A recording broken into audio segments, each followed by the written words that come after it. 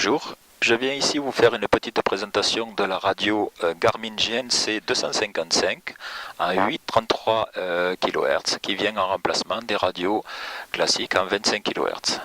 L'allumage de la radio se fait sur le bouton COM, donc c'est un bouton rotateur, il suffit de le tourner par la droite. Et ici on va avoir l'affichage de l'écran principal. L'écran s'initialise au bout d'une vingtaine de secondes. Si vous voulez aller plus vite, il y a marqué Any key, press any key to continue. Donc j'appuie sur n'importe quelle touche et je vais avoir l'affichage principal d'une com active et d'une com standby.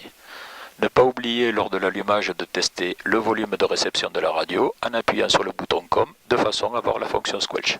J'appuie dessus, je règle le volume de réception adéquat pour être sûr de recevoir quelque chose. S'affiche la fonction squelch que je peux éliminer en appuyant sur le bouton. Le changement des fréquences se fait avec la double flèche. La fréquence comme standby peut passer en fréquence comme active en appuyant là-dessus. Voilà, le double basculement. Le réglage des fréquences se fait les unités, le gros bouton, les décimales, le petit bouton.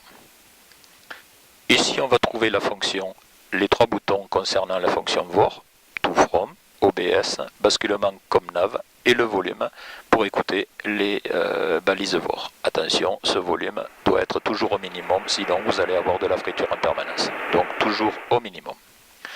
Le bouton basculement comme nav, je suis en mode nav, je peux passer en affichage mode com. Mode nav, mode com.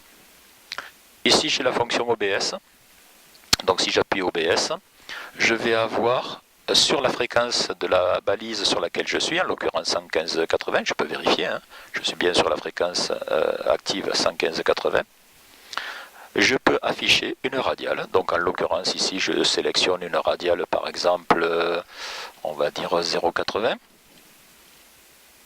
voilà, et ici par rapport à cette radiale sélectionnée, comme un VOR classique à aiguille, je vais avoir une indication to ou une indication from et une aiguille de tendance par rapport à cette radiale sélectionnée. Ici je ne la reçois pas parce que je suis au sol. Une fonction intéressante également, to from, en appuyant là-dessus, par rapport à la balise sélectionnée, j'ai directement indiqué dans cet emplacement si je suis sur quelle radiale d'éloignement je suis, ou bien en tout, sur quelle radiale en rapprochement. Ici une fonction intéressante également, donc dans la fonction COM, que je peux valider en appuyant sur la touche entrée.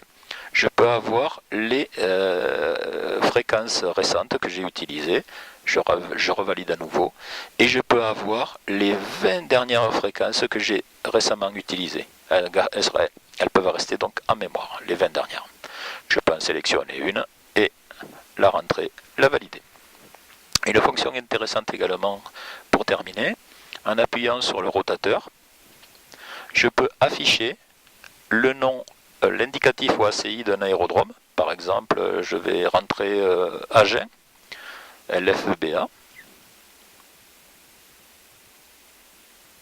Voilà. PA, tac, voilà. Et j'ai le nom en clair de l'aérodrome, je valide. Et je vais avoir les fréquences associées à cet aérodrome. Donc en l'occurrence la fréquence ATIS, l'occurrence c'est l'ATIS de Blagnac, l'ATIS de Agen, la fréquence tour d'Agen, ainsi que les fréquences approches associées à cet aérodrome. Il suffit de la rentrer et comme ça elle est directement validée. Voilà, et je suis revenu en fonction classique. Merci de votre écoute et bonne soirée.